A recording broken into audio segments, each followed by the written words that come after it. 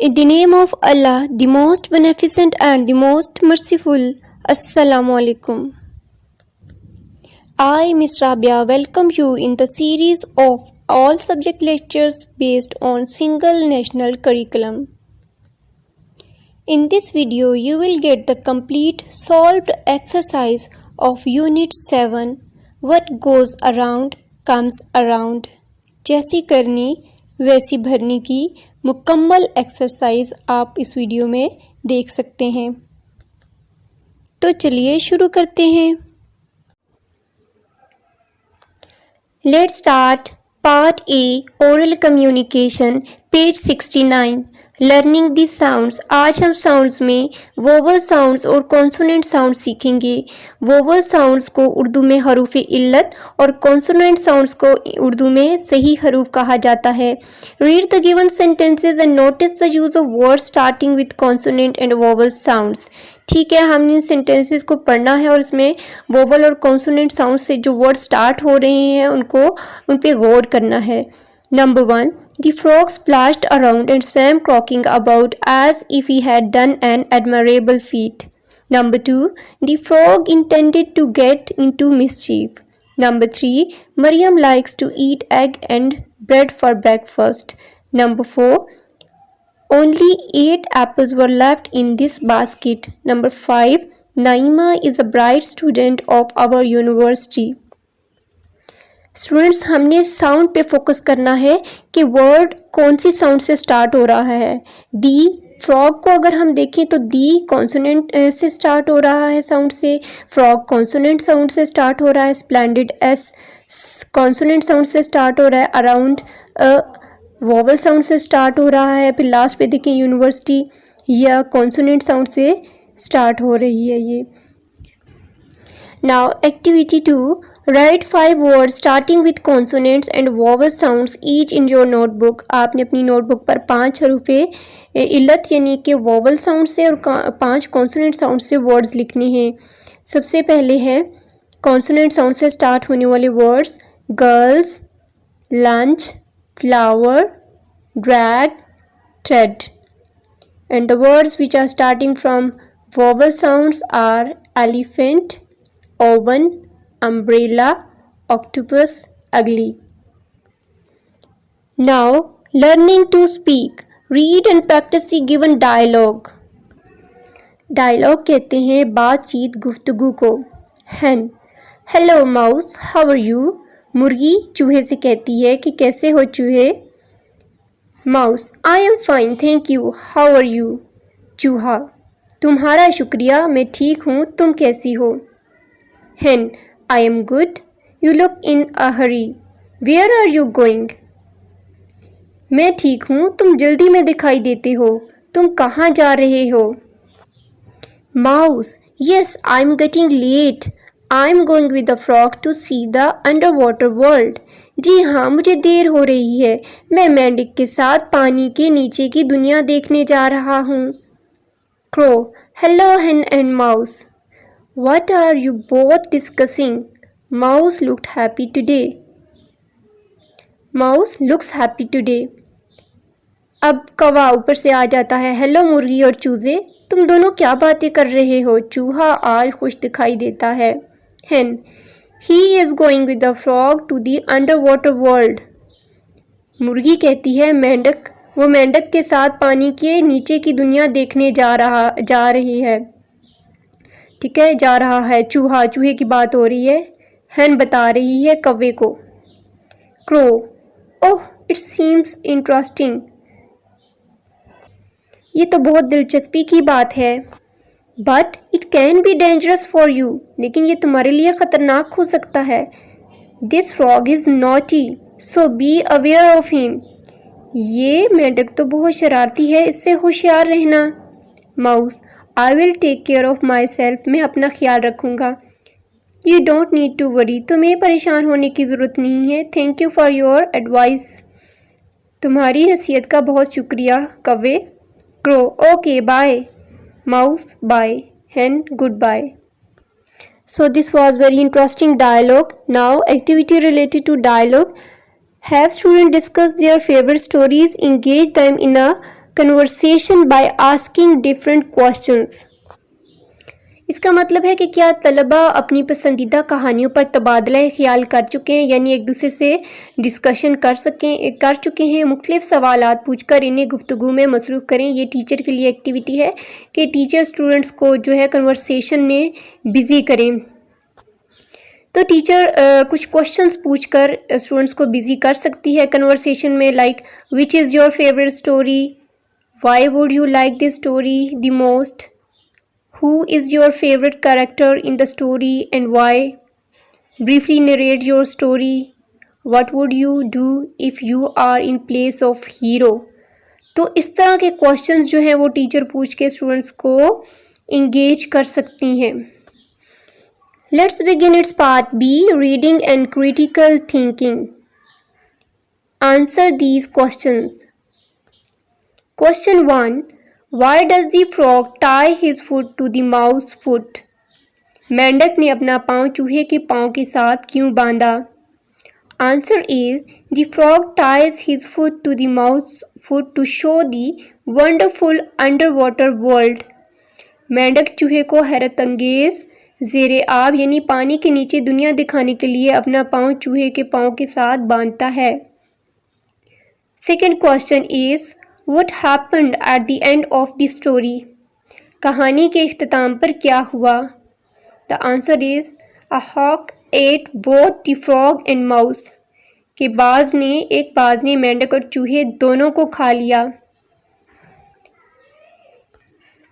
Third question is, write a summary of the fable of you have just read।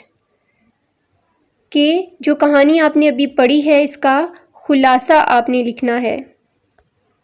Answer is, a frog tried to harm a mouse by tying up his foot with his foot and took him into water. Soon the mouse drowned, but the frog did not get out of water. Then a hawk attacked them and ate them both। Okay, this is the summary of the story कि एक मेंढक ने एक चूहे का पाँव अपने पाँव के साथ बांधकर उसे पानी में ले जाकर नुकसान पहुंचाने की कोशिश की। जल्द ही चूहा डूब गया, लेकिन मेंढक पानी से बाहर ना निकला। फिर एक बाज ने उन पर हमला किया और दोनों को खा गया। स्टूडेंट्स, यहाँ पे आपने एक वर्ड पढ़ा है फेबल स्टोरी। फेबल स्टोरी क्या है? A fable is a short story with animal characters. It has a moral lesson. It is not based on reality. Fable जो कहानी होती है जानवरों की कहानी, इसमें करेक्टर्स जो हैं वो जानवर होते हैं, ठीक है, और ये असल कहानी नहीं होती। इसका कोई ना कोई नतीजा होता है, इससे हम सबक तो हासिल करते हैं, लेकिन इसमें करेक्टर्स असल करेक्टर्स नहीं, रियल नहीं होते, बल्कि इसमें करेक्टर्स जो हैं वो एनिमल्स होते हैं। Read the given elements of a fable. Characters, ठीक है, given elements of the fable, fable के जो अनासर हैं वो देख लेते हैं। क्या है? Characters are the people and animal in a story. Next इसका एलिमेंट है setting. It is where and when the action in the story takes place. Setting कौन सी होती है? जहाँ पे ये स्टोरी जो है वो प्रेजेंट की जाती है, take place. Plot, it has a theme of the story around which events are planned. It is the beginning, middle and end of the story। फिर फेबल स्टोरी का एक प्लॉट होता है। प्लॉट में क्या है कि थीम होता है, एक थीम के तहत स्टोरी जो है वो प्लान की जाती है। एक बाकायदा इसका आगाज़ होता है स्टोरी का फिर मिडल होता है और इसका एक एंड होता है। Next is conflict. Every fable has a problem that makes the characters work and resolve it. Conflict होता है तनाज़ा, यानी हर कहानी में एक मसला होता है जो कि किरदारों को काम करने और इसे हल करने को कहता है। Next is resolution. It is the solution to the conflict. It has a moral. हल होता है स्टोरी का, एक तनाज़े का हल होता है और इसका एक इखलाकी सबक होता है। So these are the elements of a fable. Question is which is your favourite character of the story. अभी जो आपने स्टोरी पढ़ी है माउस और फ्रॉग की, उसमें आपका फेवरेट करेक्टर कौन सा है? स्टूडेंट्स, आपने अपना फेवरेट करेक्टर बताना है, but I am going to tell you My favorite character, which is Hawk, because he is brave. Read the given story and fill in the blanks with the correct words given below. दी गई कहानी पढ़ें और नीचे दिए गए दुरुस्त अल्फाज के साथ खाली जगह पूरी करें. वर्ड्स हैं हमारे पास the, winning, hare, challenged, fast, walk, one, tortoise, left, the. Once there lived a hare and a tortoise in a forest. The hare, H-A-R-E, hare was very proud of his speed. He used to make fun of the tortoise. You will write tortoise in this blank for being too slow. One day, the tortoise challenged. You will write here challenged the hare to a race. The hare accepted the challenge. The race started. The hare ran very fast. You will write fast in this blank. The tortoise was left much behind. Write left here in. The hare woke up and ran as fast as he could. He saw that the tortoise was already there at the winning post. Write winning in this blank. The tortoise had won the race. Question 5. Read the story again and write its summary in your own words in your notebook. तो students हमने इसकी short सी summary पीछे भी की है. अब वही summary भी लिख सकते हैं और खुद से अपनी वर्डिंग में भी समरी लिख सकते हैं. Next question 6 is read the lesson again and fill in the blanks with the correct options.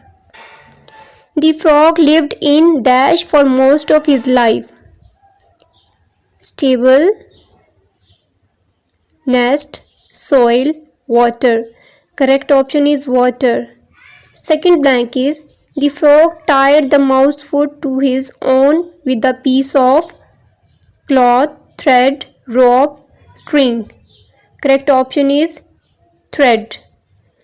Next one is the poor dash drowned and his body floated on the surface of the water. Hawk, hen, mouse, crow. Correct option is mouse. Next blank is as you sow, so shall you cook, reap, eat, enjoy. Correct option is reap. Last one is the hawk. Hawk had a good lunch, dinner, super, breakfast.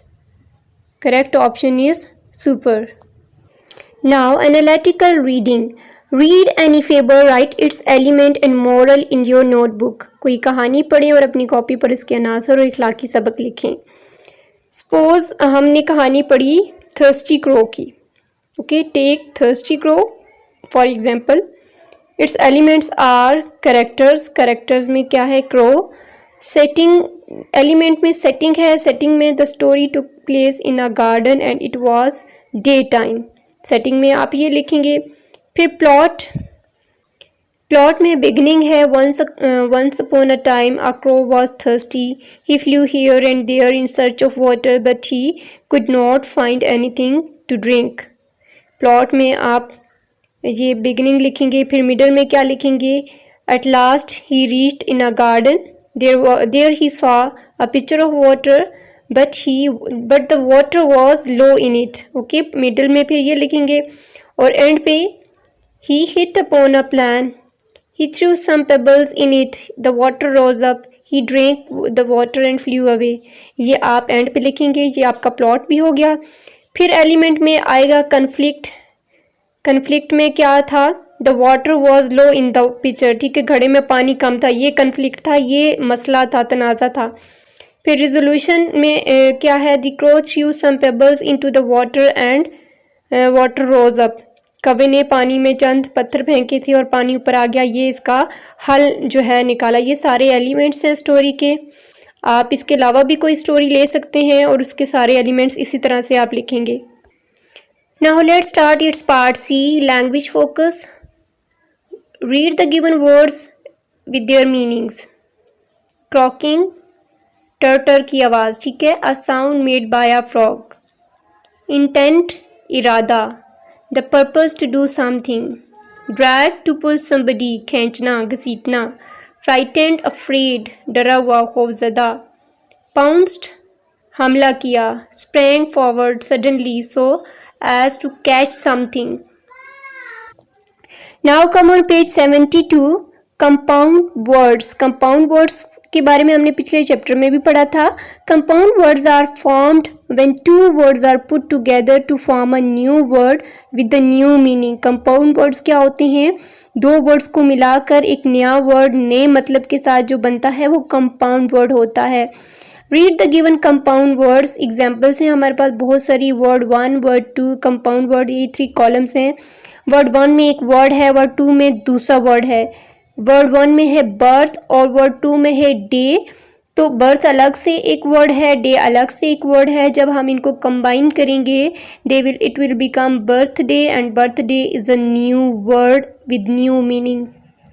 Okay, next example is after, and next word is noon. If we will join them it will become afternoon, and afternoon is a new word with new meaning. Next one is back and bone. They are two words. If we will join them it will become backbone. Next one is chair, and the next word is man. Chairman. Air, and second word is port. Both are separate words. If we will combine them it will become a new word that is called airport. Milk, shake, both are separate words. If we will join them they will make a new word that is milkshake. Next question is make compound words by combining the words from the word bank. Okay, word bank है हमारे पास table, bed, sun, air, tooth, moon, fire pot, room, shine, light. ये हमारे पास word banks हैं। Word bank है, word bank में words हैं। अब इनसे हमने कंपाउंड वर्ड्स बनाने हैं। Like table, second word is spoon, it will become table spoon. Next one is bed, and side, it will become bed side. Okay, फिर हमारे पास एक वर्ड है सन और एक वर्ड है flower, it will become sunflower. एक हमारे पास वर्ड है एयर और एक वर्ड है हमारे पास port, if you will join them it will become airport. Okay, next हमारे पास वर्ड है टूथ और एक वर्ड है pick, if you will join them it will become a new word that is compound word toothpick. Okay, अब next हमारे पास topic है होमोनिम्स। होमोनिम्स क्या है?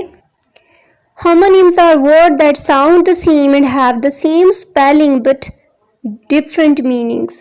Homonyms ऐसे words हैं जिनकी sound भी same है, spellings भी एक जैसे हैं, लेकिन meaning उनका अलग है। For example देखें, sink and sink spellings are same, sounds are same. एक sink वो है जिसमें बर्तन धोते हैं और एक sink का मतलब है डूब जाना। फर्स्ट वाले का यही मतलब है जिसमें आप बर्तन वगैरह धोती हैं। There are some plates in the kitchen sink. Okay, and next वाले का मतलब है डूब जाना। The ship sink to the bottom of the sea. फिर हमारे पास है tie and tie spellings are same, sounds are same. First one का है बांधना और दूसरे वाले का है टाई जो आप पहनते हैं। First one, please tie a knot in this rope, ठीक है, बांधना। और दूसरी tie, he likes to wear a tie and shirt. Next हमारे पास है park. Park spellings are same, sounds are same. First one park जो है इसका मतलब है गाड़ी खड़ी करना। They usually park their cars outside their house, कि वो आमतौर पर अपने घर के बाहर गाड़ी खड़ी करते हैं। और जो दूसरा पार्क है वो पार्क जहां आप घूमने फिरने जाते हैं। The children are playing in the park. Next word is bank. First वाला जो बैंक है इसका मतलब है किनारा। Ali bought a house near a river bank, ठीक है, अली ने दरिया के किनारे एक घर खरीदा। जो दूसरा बैंक है इसका मतलब है वो बैंक जहाँ पे आप अकाउंट बनाते हैं, पैसे निकलवाते हैं, जमा करवाते हैं, ठीक है, वो वाला बैंक है। सारा opened an account in a bank. Match, first वाले मैच का मतलब है माचिस। Could you please light a match stick. कि बराए मेहरबानी क्या माचिस की तीली जला सकते हैं। जो दूसरा मैच है उसका मतलब है खेलना, ठीक है। एक मैच का मतलब मिलाना भी होता है, ठीक है, मैच। दे वन दी क्रिकेट मैच, उन्होंने क्रिकेट मैच जीत लिया। Next, move on the page 73. Read the given sentences and encircle the correct words from the given homonyms. हमारे पास सेंटेंसेस हैं और उसके अंदर होमोनिम्स भी दिए गए हैं 2 तरह के, हमने चूज़ करना है उसमें करेक्ट वन।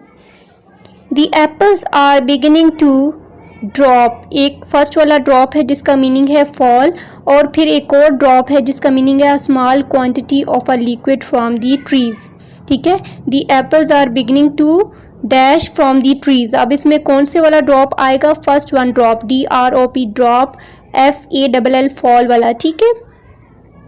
नेक्स्ट हमारे पास he held the bird gently in his palm. Palm, first वाला पाम क्या है, a straight tree with a long leaves at the top, ठीक है। ये पाम जो क्या है, ट्री वाला पाम है। और सेकंड फिर हमारे पास पाम है, the inner surface of a hand between the wrist and the fingers. He held the bird gently in his palm, इसमें पाम जो हथेली वाला पाम है ना, the inner surface of the hand between the wrist and the fingers, ये वाला palm आएगा, ठीक है। The key was hanging from a dash by the door. अब इस जगह पे एक नेल है, the thin hard layer covering the outer tip of the fingers or toes, ठीक है। एक ये नेल होते हैं नाखून, दूसरा नेल है a small pointed piece of metal with a flat head by the door. अब जो दूसरा नेल है वो एक ठीक है मेटल की खूंटी सी होती है, ठीक है, दरवाजे के साथ लगी हुई। तो क्या है, the key was hanging from a, ये जो दूसरे वाला नेल है ना, small pointed piece of metal, इसमें ये वाला नेल आएगा, ठीक है। Next is use the given homonyms in your own sentences in your notebook. अपनी कॉपी में दिए गए हम आवाज़ अल्फाज को अपने जुमलों में इस्तेमाल करें, ठीक है। First one is right. एक राइट होता है दायां और एक राइट होता है दुरुस्त। फर्स्ट जो राइट है दायां, this is my right hand, और दूसरा जो राइट है जिसका मतलब है दुरुस्त, इसका है the answer of this question is right. Next is fair. Fair गोरा, हर कम्प्लेक्शन इज़ फेयर, और फेयर जो दूसरा है वो मुनसिफ। Ali is a fair and wise man, okay. Next is glasses. Glass जिसका मतलब है I have bought a set of glasses, okay, and glasses जो दूसरा है उसका मतलब है चश्मा, ऐनक जो आप लगाते हैं। The color of your glasses is pink. Last one is well, अच्छा, I am feeling well. Well, कुआं, I am bringing water from the well. Now learning to spell, fill in the missing letters to complete the words. WONDERFUL, wonderful. THREAD, thread. SURFACE, surface. DROWNED, don't. SUPPER, super. Now let's start grammar portion. In grammar today we will do personal pronoun. Personal. What is personal pronoun? A personal pronoun is a pronoun that refers back to the subject of the same sentence. It ends in self or selves. ठीक है, personal pronoun यानी कि ज़ाती इसमें ज़मीर, वो इसमें ज़मीर है जो वापस उसी जुमले की तरफ हवाला देता है। ये सेल्फ और सेल्फ्स पर ख़त्म होता है। अब हम एग्जाम्पल्स देखेंगे तो हमें मज़ीद इसकी समझ आएगी। Read the given sentences and notice the use of personal pronouns. The frog hurt itself while playing, ठीक है। अब इस सेंटेंस में फ्रॉग इटसेल्फ जो है फ्रॉग की तरफ इशारा है, फ्रॉग की तरफ, ठीक है, तो पर्सनल प्रोनाउन है itself. Ali introduced himself to his new neighbour. Ali himself, Ali के लिए अली की जगह यूज़ हुआ है, ठीक है। ये पर्सनल प्रोनाउन की एग्जांपल्स हैं। God help those who help themselves. Sana bought a dress for herself.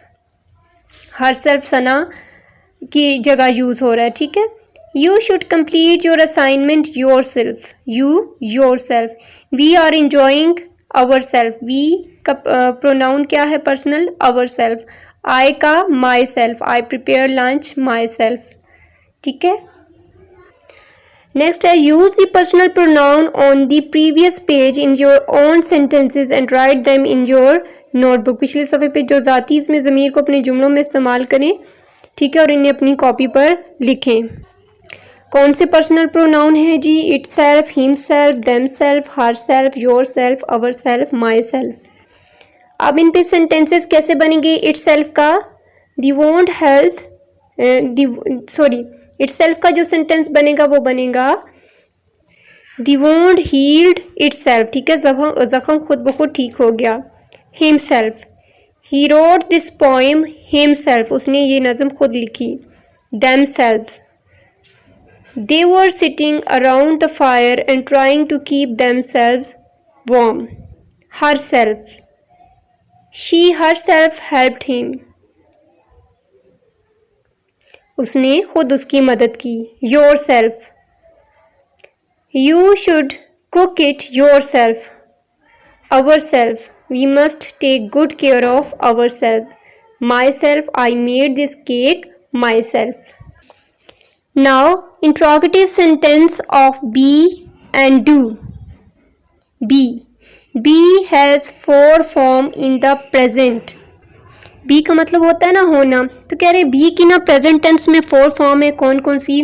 is, am, are, be. ये ठीक है ना, ये चारों जो है ये प्रेजेंट फॉर्म है इसकी be की. be has two form in the past.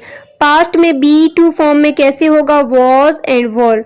फिर है डू क्या है? Do has two forms in present. Be की फोर प्रेजेंट में फॉर्म्स थी, डू की टू फॉर्म से. कौन सी? Do and does. Do has one form in the past और डू की पास्ट में एक फॉर्म है डिड. ये अब जब टेंसेस करेंगे तो मज़ीद आपको क्लियर हो जाएगा. We put these verbs at the beginning of the sentences to make interrogative sentences. जी, हमारा टॉपिक क्या है? Interrogative sentences of be and do. सवालिया जो जुमले हैं हमारे बी और डू के वो कैसे बनेंगे? पहले हम इनकी फॉर्म्स देख लेते हैं. फॉर्म्स मैंने आपको बताई कि प्रेजेंट टेंस में बी की फोर फॉर्म होती हैं और प्रेजेंट टेंस में डू की टू फॉर्म्स होती हैं, ठीक है. और पास्ट में बी की टू फॉर्म्स होती हैं. कौन सी? Was, were. और डू की एक ही फॉर्म होती है डिड. ये आपने मेमोराइज करना है, ठीक है. और इंट्रोगेटिव सेंटेंस के लिए क्या करते हैं हम? जब हमने कोई जुमला सवालिया बनाना होता है तो हम ये बी और डू की फॉर्म को सेंटेंस के बिल्कुल शुरू में ले आते हैं और बाकी सेंटेंस का स्ट्रक्चर बिल्कुल वही रहता है और हमारा जुमला जो है वो इंट्रोगेटिव बन जाता है, ठीक है. इसकी फॉर्म्स आप याद करेंगे क्या है? बी की क्या फॉर्म्स हैं? Is, am, are, was, were. और डू की फॉर्म्स क्या है? Do, does, did. ठीक हो गया. Read the given interrogative sentences and notice the use of different forms of be and do. अब हम पहले बी की पढ़ेंगे. Is the hawk eating a frog, ठीक है. इज क्या है? बी की फॉर्म है और ये देखें ये इंट्रोगेटिव सेंटेंस है कि क्या बाज मेंढक को खा रहा है. इस देखें सेंटेंस के स्टार्ट में आ गया इसलिए ये इंट्रोगेटिव सेंटेंस बन गया, ठीक है. पॉजिटिव कैसे होता? The hawk is eating a frog, ठीक है.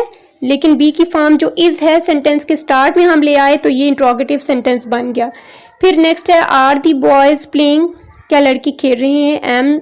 M I reading a story book, क्या मैं स्टोरी बुक पढ़ रही हूँ. वॉज अनम कुकिंग पास्ता, क्या अनम जो है वो पास्ता पका रही थी. Were a frog and a mouse swimming in a pool, ठीक है. तो ये सारी बी की फॉर्म है, सेंटेंस के शुरू में आ गई हैं और सेंटेंस इंट्रोगेटिव बन गया. नाउ डू, और डू की फॉर्म क्या है? Does, do, did. Does Ali ride a bicycle, present form में ये यूज़ हो रहा है. Do we get up early, present form में यूज़ हो रहा है. सेंटेंस के स्टार्ट में आ गया है, इंट्रोगेटिव सेंटेंस बन गया है कि क्या हम सुबह सवेरे उठते हैं. Did they learn a lesson, क्या उन्होंने सबक याद किया। क्वेश्चन है write interrogative sentences of the form of be and do in your notebook, कि अपनी कॉपी में बी और डू की एग्जाम से सवालिया जुमले बनाने हैं आपने। अब बी से क्या क्या बनेंगे। B, is Hina washing clothes, are they working hard for exam, am I looking good, was Ali learning his lesson, were they catching fish. Okay, next is do.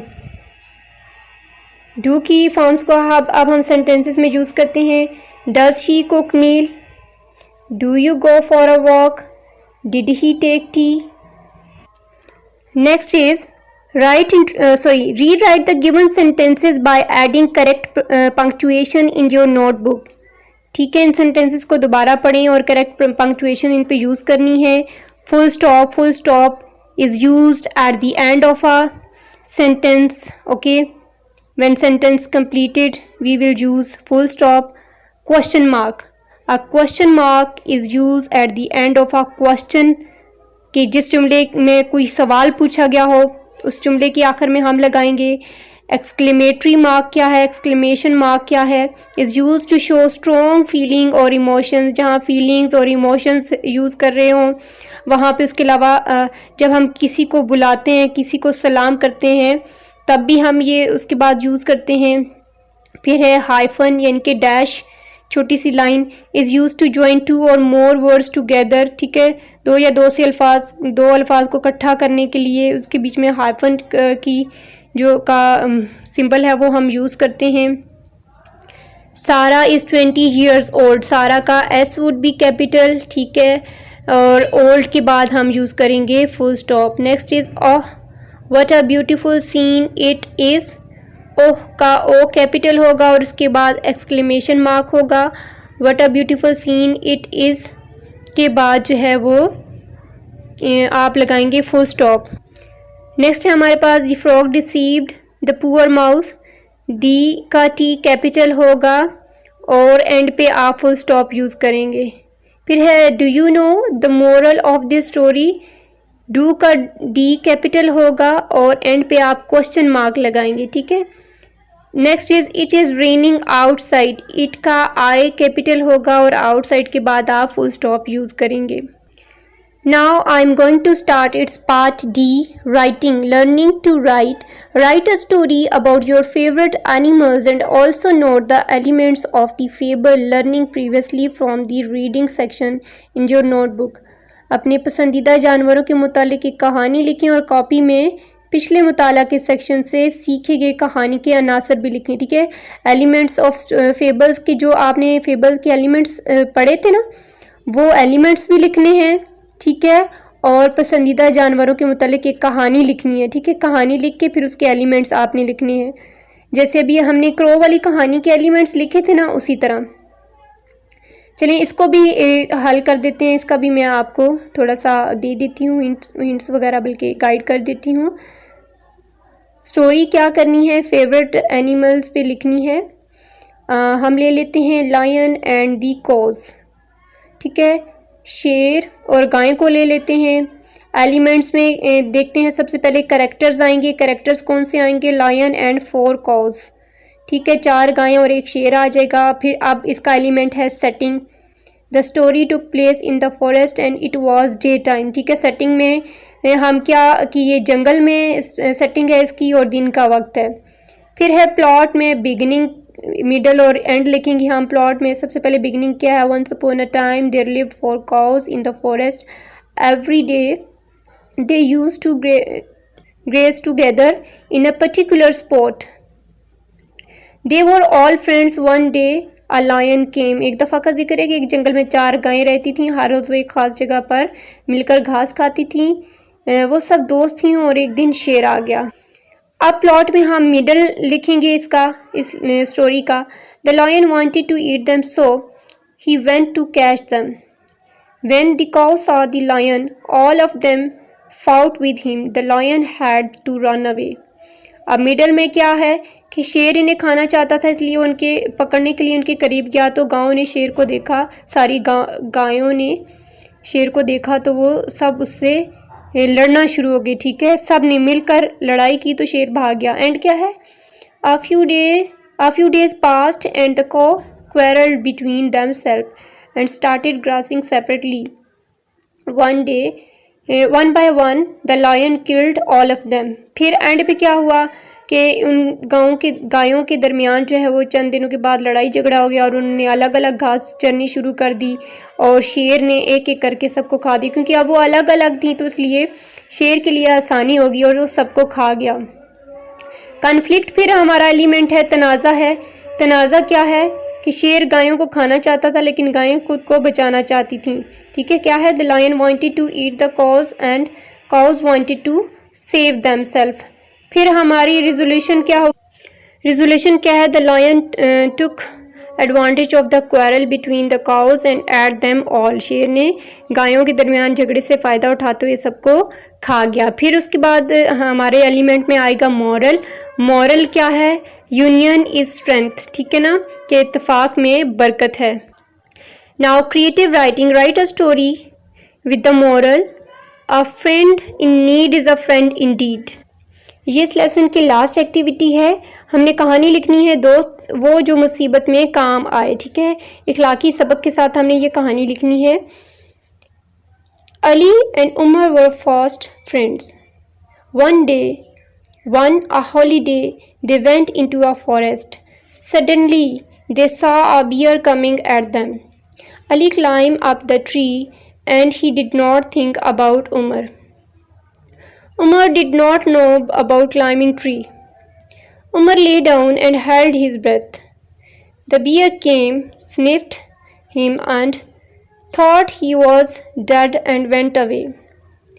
Ali asked, "What did the bear whisper into your ears?" Umar replied, "The bear asked me to keep away from friend like you and went away." Okay? Moral, a friend in need is a friend indeed. Ali और उमर गहरे दोस्त थे। थोड़ा सा उर्दू में आपको explain कर देती हूँ। छुट्टी के दिन वो जंगल में गए। अचानक उन्होंने एक रीछ को अपनी तरफ आते हुए देखा। अली दरख्त पर चढ़ गया और उसने उमर की परवाह भी ना की, ना सोचा। उमर जो है वो दरख्त पर चढ़ना नहीं जानता था। उमर नीचे लेट गया और उसने अपनी सांस रोक ली। रीछ आया, अली को सूंघा, सोचा कि ये मरा हुआ है तो ये सोचकर चला गया। अली ने पूछा, रीछ ने तुम्हारे कानों में क्या कहा? उमर ने जवाब दिया, रीछ ने मुझे कहा कि तुम्हारे जैसे दोस्तों से दूर रहूं, और ये कहकर चला गया। तो क्या है इसका नतीजा? दोस्त वो जो मुसीबत में काम आए। उम्मीद करती हूँ आपका लेसन, आज का आपको ये लेसन बहुत अच्छी तरह से समझ आ गया होगा। फिर भी कोई कन्फ्यूजन हुई तो आप कमेंट बॉक्स में मुझसे पूछ सकते हैं। मैंने तमाम एक्सरसाइज को आपके लिए सॉल्व किया है। वीडियो को लाइक करें और यकसा कॉमिने साहब के मुताबिक तमाम मज़ामीन की वीडियोज़ के लिए मेरे चैनल को सब्सक्राइब करें। शुक्रिया। Now analyse